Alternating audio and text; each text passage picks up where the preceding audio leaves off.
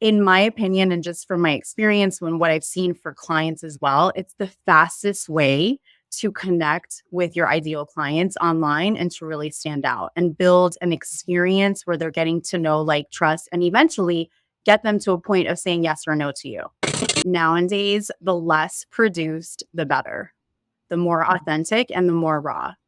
Like, I have some makeup on right now. I have earrings. I had some business calls on Zoom today, but there's many times that I'm showing up while I'm like on my walks. Just something pops into my head that I think would be really valuable to my audience. And I'm just doing it outside. In the very beginning, the first 2 to 3 seconds of that video, you need to turn that topic into a captivating hook that's just going to grab people's attention in the very beginning. Not starting with who you are, because they don't really care in the beginning. We got to get them into wanting to watch more than 5 seconds. So start with a hook. If you want to build a legitimate, profitable online business without shiny objects, without the hypey gimmicks, and without the stress and overwhelm, if you want to make more money without having to be present online all day, every day, pumping out content that nobody sees and hustling DMs to generate leads and sales, then this is the place for you. Welcome to the Digital Trailblazer Podcast, your online business university, where you'll learn how ordinary people start from ground zero with no influence, no email list or audience to sell to, and no business or marketing experience, and go from working 9-to-5 jobs to building successful 6- and 7-figure online businesses and all the steps in between. Learn the strategies that worked and what didn't. Learn the mistakes that they made and how to avoid them, and then learn their plans for scaling their businesses and taking things to the next level. All so that you can build your business faster and easier and make more money without sacrificing the things that are important to you in your life. I'm your host, Leah Ray Getz, and with me is my husband, Todd. Now, let's get to it with today's guest. Welcome, Digital Trailblazers. I am super excited about this conversation today with Ginna Tassanelli. Ginna is the queen of a strategy that we've used quite extensively in our business and has helped us immensely. So I'm really excited to talk with her about live streaming and to help you implement this and learn how you can really finesse this to make the most for your business. So welcome, Ginna. Super excited to have you with us today. Thank you. I'm excited to be here. Hey, so before we get into all the nuts and bolts and how people can start doing this and all the good stuff, let's back this up a little bit. Where did this start for you? So this started, I'm going to age myself right now, but this started back in 2009, but I would say more refined, like 2010, 2011. I left corporate America. I was with iHeartRadio for almost 10 years. And then I started my own agency and was doing more like media buying and planning at the time, the first, I would say, like year in. And I'm talking about like buying radio ads, buying newspaper ads, print. Okay, so I'm really dating myself. And then, as Facebook and Instagram and all these platforms started to really come to fruition, especially for businesses, that's when our entire business model changed. And I was like, okay, I need to do something different because the market is changing and I need to change. So I started doing live streams on my own without much direction. And then it just grew from there after, more training and getting more confident with myself. And that's really where it all started. That's awesome. Yeah. So before we get into the how-to, let's first sell us on why. And I know I have my personal opinions, but why is live streaming important? Like, what can this really do for people's businesses that they should pay attention and actually put the effort into mastering this platform? So aside from video being the dominant type of content for these platforms, we'll put that to the side because that's a fact. In my opinion, and just from my experience and what I've seen for clients as well, it's the fastest way to connect with your ideal clients online and to really stand out and build an experience where they're getting to know, like, trust, and eventually get them to a point of saying yes or no to you. So that would be my number one reason why this is so important.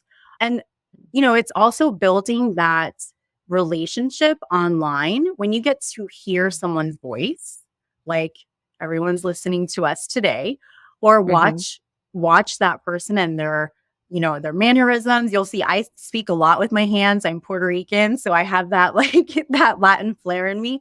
But you build this online relationship with them. And so other than being in person with them, it's as like being in person, but you have the camera and that screen in between. It's, I think, the fastest way to connect with people. And what has this really done for you and even some of your clients? What has this, the end product of using live streaming? So what I hear a lot, and I've also experienced this myself, is people are watching, even if they're not engaging. And I will tell you that savvy, high ticket business owners that are ready to buy high ticket services, most of the time, they don't have time to actually make comments and, give you hearts and all of that, but they are actually watching. So the end result, what happens over time is it's a compounding effect. People are watching. Again, they're getting to know you, getting to like you, getting to trust you. But then also when you're getting referrals or when people are referring you and they go to scope you out, because we all do it, and they see you on video, it adds this, it heightens your credibility. So people really get to believe in what it is that you say that you do and how you serve others. That's awesome. So what has that, really blossomed into for them and their folks in their business? Sales. Bottom line, right? Because that's what really we're trying to do. So, I've had clients say, oh my gosh, Ginna, from that one video that we put together, somebody just out of the blue was in my email list. And then they clicked on my link to go, to a call, and I scheduled a call and they bought my $45,000 program. So, I mean, same thing with myself. They see me on video and then they schedule a call, which is typically our flow. They'll schedule a call with us. And then, they're sold. And it's because you're gaining that like, know, and trust factor from the video, that by the time they get, and especially if they're watching multiple videos of yours, by the time they get to a point of making a decision, it's not, you're not dealing with objections really. They're more like, okay, how can I start? How can I start working with you? So it's really a trickle down effect to generating more revenue. I know that in our business, one of that live stream and getting on video, like it's a painful process at first, but it's something that if you've got a business that you're running online, it's like you've got to do it, because it's like you said, it's a know, like, and trust factor. And probably everybody's heard this before, but 90%, or they say 90% of communication is nonverbal, right? So your appearance, the way that you talk with your hands or whatever, the inflection in your voice, all those things just don't get translated when you are writing a post on Facebook or Instagram or wherever it is, right? If all you got is text and maybe a picture along with that, it's not going to convey nearly as much as when you actually get on video and people are actually they get to know you, they get to know your personality, your voice, your energy. All those things can get translated, and it builds that know, like, and trust so much faster. It takes people from cold prospect to paying clients so much faster when you can do that, because business is relational. Like it's not just a matter of doing this and pushing this button here and putting together this funnel and suddenly you get sales. It's a relationship. People only buy from those that they know, like, and trust, and that's so important. And I know a lot of people think that in order to get on video, number one, I have to have a certain look or a certain appearance. I have to present myself in a certain way. I have to have a certain background. I've got to, do all these things. I got to have a, professional video editor, and I've got to look as good as a celebrity guru. I know from our experience that hasn't necessarily been the case. What would you suggest to people who are first getting started and they maybe have some of those thoughts or reservations about getting on camera? Yeah, I would say that nowadays, the less produced, the better, the more authentic and the more raw. Like, I have some makeup on right now. I have earrings. I had some business calls on Zoom today, but there's many times that I'm showing up while I'm like on my walks. Just something pops into my head that I think would be really valuable to my audience. And I'm just doing it outside. Now, I do encourage our clients, and we do this for our Done For You clients, where we create a weekly show for them. So they are like in their office, they're showing up, they're doing more of like what I call a value-based video. It's about 10 to 15 minutes long. They don't really have a studio. It's, kind of like what you're seeing here right now and with us, right? So, but they're showing up with some insights, some value that's going to at least answer questions that they know their ideal client is asking. And it's just a really simple way of, providing information and being more of a resource for people. So the next time they're like, you know what, I need help with this. Oh, I know exactly who to reach out to because they're constantly, you're constantly in their feed or they're watching your videos. So it doesn't need to be super produced. I think like the off the cuff videos, like what we see a lot now with, reels, now that short form is so popular. I think those are great. And they give people really quick little snippets of what you do and what you offer. But in addition to that, doing something a little bit longer where we can give some more value is also really important. And planning that out is really the main thing. It's not really about how you look. I do suggest people, look, you're looking typically in the camera to yourself. So since you're looking at yourself, you do want to feel good about how you look, right? So for some of the women that I coach, I tell them put on those big fun earrings that you love or wear some glasses. Or I sometimes, start my videos with this if I need to like up level my mood. If I'm just having one of those days, but I have to show up on video because I said I was going to. So just keeping it fun and making it more of what makes you feel good about yourself using your own style. But, that's the great thing. It's just being human. So we don't have to be super produced or definitely no perfection because that will definitely stop us too. Yep. Absolutely. And I think it's a really big turnoff for folks. I think relatability, people miss how important that is. Right. They think they need to compete with, the Tony Robbins level gurus, when in reality, people want to be able to relate to you. Mm-hmm. And you relate to someone by seeing they're a real human. I know years ago when we first got started, I would do like runs of lives. Like I would do, 2 weeks or 3 weeks or whatever of every single day I would be going live. And yeah, I was definitely like, we were at the farm at the time and I was feeding chickens and I was doing, the stuff and I looked a hot mess most of the time, but it was, building that, being able to be comfortable, like stretching myself into becoming comfortable going live. And it even made me way better on recorded video because I got so used to speaking to the camera and engaging and talking and having energy and all of that good stuff that now when Todd, gave me a script, we had to, do a VSL or we had to write, do some sort of other video. Now I wasn't super like awkward and weird about it because I had been going live all the time. So there's so many benefits to this. Let's talk some more like strategies, like where should people be doing this? How often should they be doing this? All of that good stuff. So, one of my favorite places to live stream is on Facebook. But I always tell my clients, let's first talk about what platform are you most comfortable with? Let's start with that. Because it doesn't make sense to jump onto a platform that you're not comfortable with and that you barely use and you don't have, your contacts there. So I would start with that.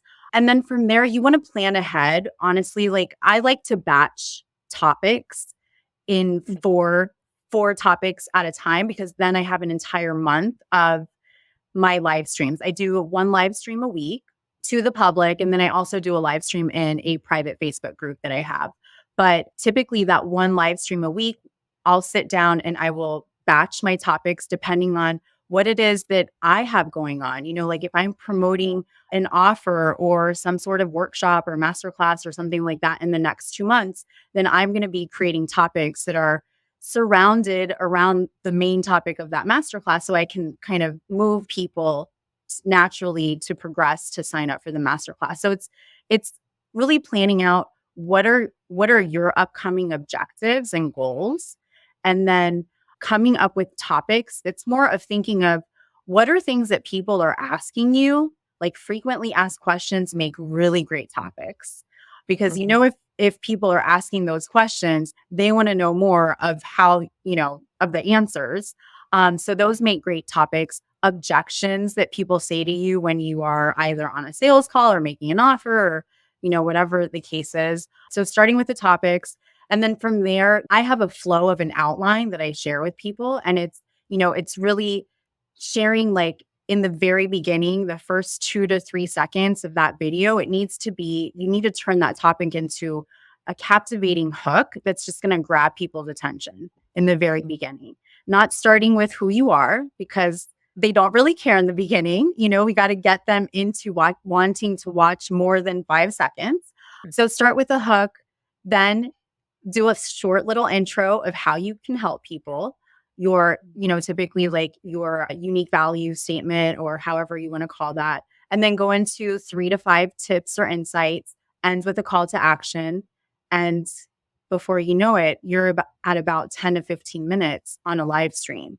So that's kind of the flow of how I help, teach people on how to go live, what to do.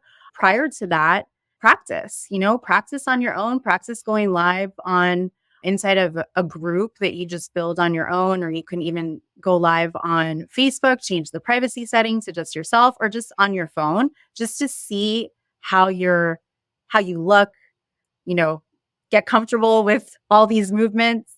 And so that's kind of what I guide people through in the beginning. That's awesome. Yeah. So I think a big challenge for folks, that's a great template and a great structure to a live, but I think a big hang up or challenge is a good hook. Mm-hmm. So how do we have a great hook that gets people really bought in? I know that this is going to be later in the end, but there's something that I'm going to be giving away that will write hooks for you. Okay, so that's well, there you go. Natural insertion point right here. So that will help you with that. But really, you want to make them more natural and think. I like to use questions as hooks, like how to blank, or what if you could blank, or oh my gosh, I can't believe that blank. So it's just you think of phrases that people are thinking of, and those really become hooks. Because you want to make it, like you said, relatable. It needs to be relatable. So when they hear those words, and you can use that hook as your headline for your caption of your video, for your headline of your video also. When they see that or they hear that, it needs to be something that they're going to be like, oh, they want to lean in and they want to listen in further. So, absolutely. Yeah. So, and it's going to also depend on what your topic is as well, obviously. Why don't you go ahead and tell us a little bit about your little freebie? We'll do that now instead of the end, because now everybody's like, what? I know. What is that? So I have created, it's called the Impact Video Creator GPT. It's been formulated with our entire framework of how to write out. I don't like to call it a script, but people tend to call it a script. So I call it an outline of how to write out an outline for your short form videos and long form videos. And it literally you do have to give it some information, because that's the best way to get the right response. So when you open up this GPT, it's going to ask you, I think it's about 6 or 7 questions. And once you give it that information, it will literally give you about 5 topics to choose from based off of the information that you gave it. And then once you choose that topic, it then spits out 5 different hooks for you. And then it gives you an actual short form video script. And once it's done with that, it'll ask you if you want it to expand it into a long form video script so that you can use that for live video. Wow, that is super cool. Yeah. That's an awesome freebie. I use it. I love and that. It's awesome. It'll shave lots of, for some hours, for some minutes, but literally in seconds, it's creating video scripts for you. That's wonderful. I love it. So I find it, so you do live video. Is it your personal profile or like personal profile, not your business page once a week? Is that where you're going? So I actually multi-stream it. I do it on my personal profile, on my business page, and on LinkedIn all at the same time. Yeah. Yes. We use StreamYard and do something similar. So, okay. So do you do the same topics from that public stream as to what you're doing in your group? And it's just within a group, so where there's more community elements to it and you're talking to them directly, or is it a different topic? Or it's the same topic, but it's a deeper dive on the topic.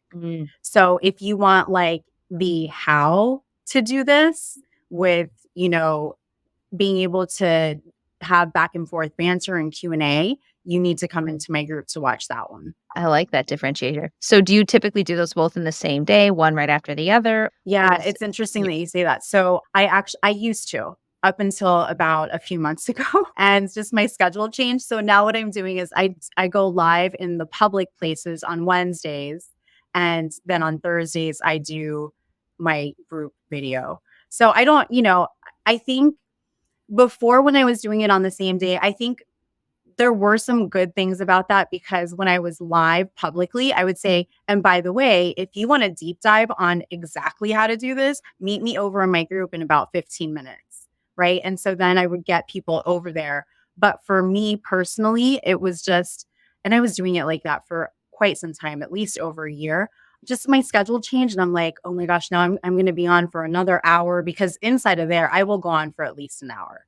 So, it was just a little complicated. So I suggest to people, like, make it work for your schedule so you can keep it consistent. And that's really the best thing. Whatever works for you specifically. So at least you can commit to yourself and make it a routine, so it's part of your calendar.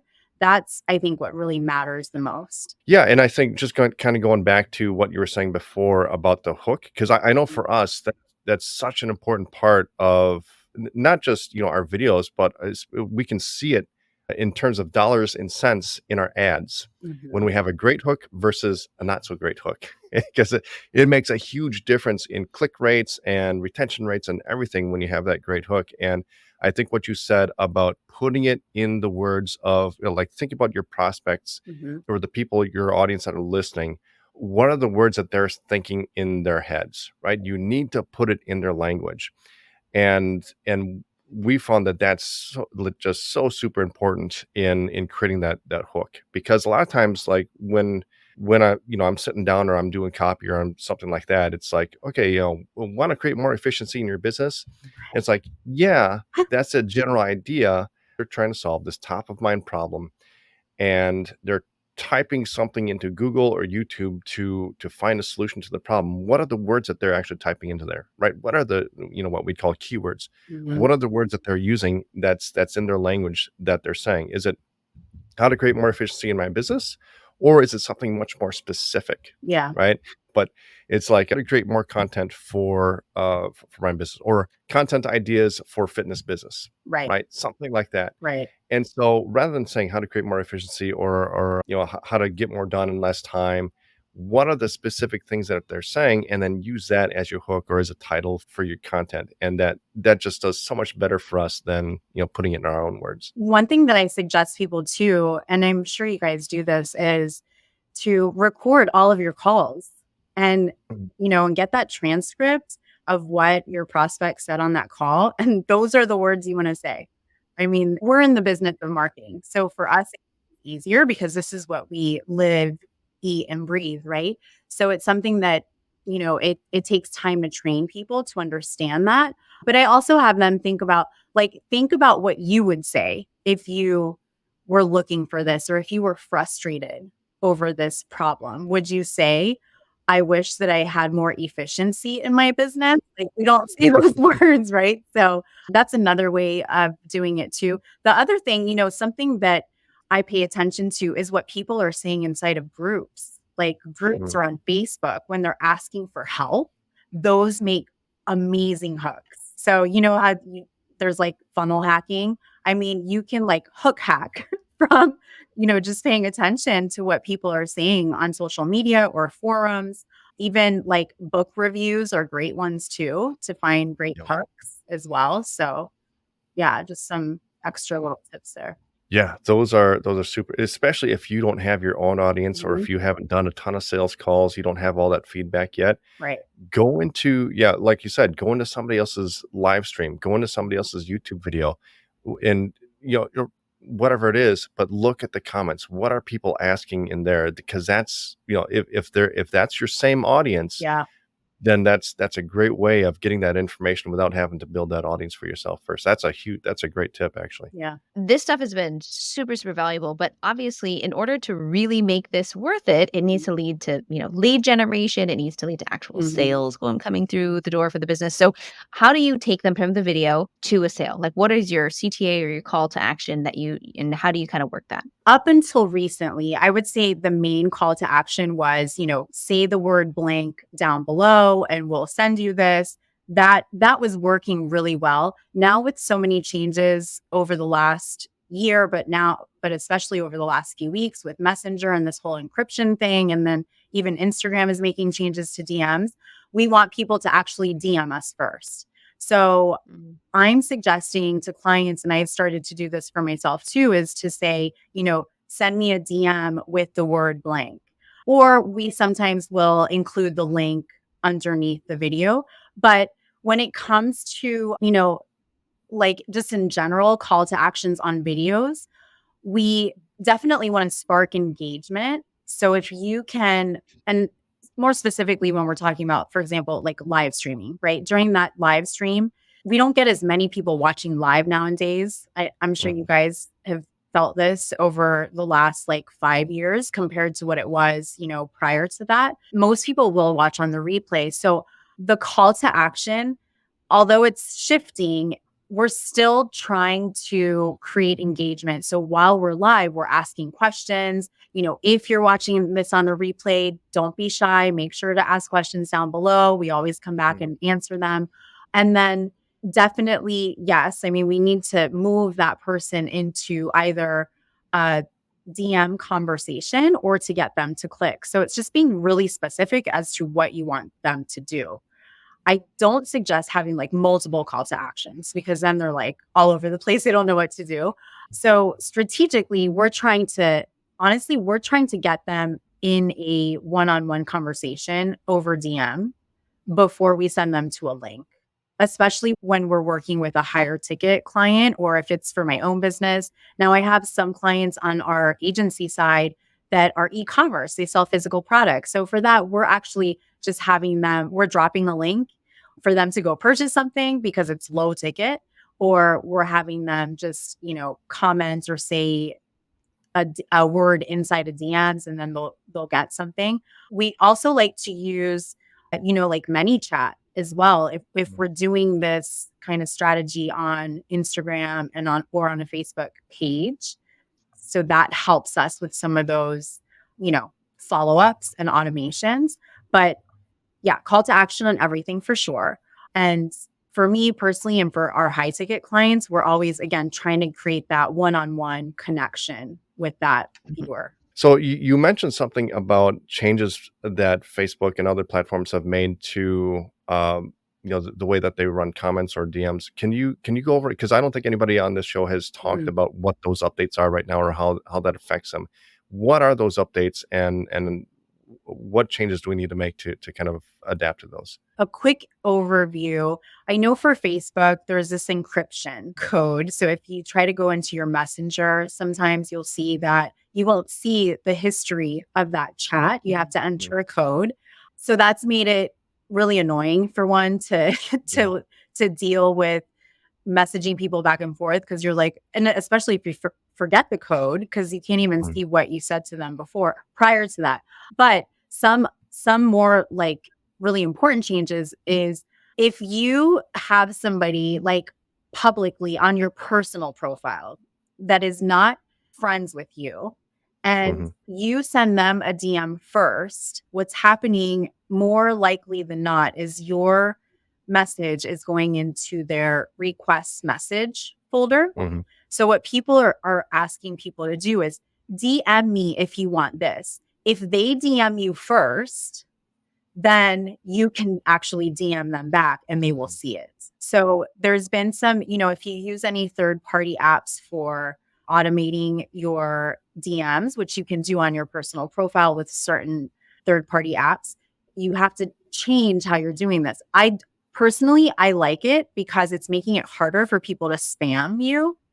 And I'm not about spamming people. Like, I work a lot in my DMs, but I build a relationship first and then, then I move them into something else. Whereas I'm sure you guys get this all the time, people just randomly offering you something, or you connect with them and right away they're like, hey, I think you'd be great for this, right? So I think it's going to be protecting us more, but at the same time, there's nuances to it. So that's one of the things. The other thing is, and I'd have to like double check on this, but I believe that you can only message up to 30 people a day now that you are not actual friends with. It will stop you. So if you're somebody who friends people, because this is a strategy for some, you friend people because you want to grow your network, and then you send them a message right away. You can only do that, I believe, to 30 people per day. Now, with that said, that strategy works if you have people that you're connected to and you know each other, but don't just like offer them something. Just say, hey, thank you for being connected with me in my Facebook world. I hope you have a great day. And that's it. I mean, now that you're friends, they're more likely to see your content because you have friended them and because you actually sent them a message that they're going to actually open and pay attention to. So you don't have to go straight into like offering them something. They're probably going to see your content now. So that's a change for Facebook. And then for Instagram, the same thing. They're filtering more DMs. So it's making it harder for like random people that don't follow you to actually message you, and vice versa. I feel like a lot of the changes that Facebook and Instagram and other platforms have made it a lot harder for people to do that, have made it a lot harder for people to do the networking strategy, right? Where you're sending the friend requests, you're DMing people, you're doing all that. Like they're putting more and more restrictions on the number of people you can contact, who you can even contact. I think I've noticed at one point even it limits who you can even send a friend request to. Like if you join a group and you try to send a friend request to somebody, it may not even let you now unless you're connected to them somehow. So yeah, it's getting more and more difficult to do that. So staying on top of those things, I think, is really important. Mm-hmm. One of the other things that you said that really hit home was the live viewers versus the replay viewers, and catering your content and even your interactions more towards the replay viewers. Because like you said, we've noticed it with our live videos too. We might have a dozen or two people on in a group of 10,000. Yeah. We may have a dozen or two people on the live video. Yeah. But the replay is hundreds, right? So it's being able to keep that in mind when you are, especially when you're first starting out, you don't have that huge audience. Yeah. If you're doing a live video, because what we tell our clients is even if there's nobody on there, actually, that's probably good. If this is one of your first videos, it's probably good that there's nobody on there, because if it doesn't go well, you can just delete it. But you want to do the video anyways, because you're doing this for the replay viewers, Right. because that's where most of your views are coming from, right? Yeah, absolutely. You'll have more time too, if they're watching it on the replay, to interact with them and to follow up with them than when you're live. So yeah. And I also suggest, do the video anyways, because you're also creating a digital footprint for yourself, and you can create more content from that video. So you always want to use the video. Yep, absolutely. I love it. This was such a good conversation, Ginna. I really, really appreciate it. If people want to learn more about you, where should they head? Yeah, so Facebook is my favorite place. So feel free to connect with me, friend me. I most likely will accept your friend request. Just don't send me a spam message. So that you can definitely find me over on Facebook. It's kind of long. It's Ginna, Ginna Gonzalez Tassanelli, but I'll give you a really quick, easy way to get there. So if you go to Ginna, GINNAT.live/FB, it'll take you straight to my personal Facebook profile, or on my website as well, which is gethypemedia.com. You can connect with me through there as well. Awesome. I will have all of that in the show notes and description. Thank you so much for being with us, Ginna. Thank you. Thanks for having me. You've been listening to the Digital Trailblazer podcast. For show notes and information about today's guest, head to digitaltrailblazer.com. Now, if you love this episode, if you got some value, make sure you leave us a review and subscribe. And be sure to share this episode with anyone you know who could use help to build their business. Thank you for listening, and we'll see you next time.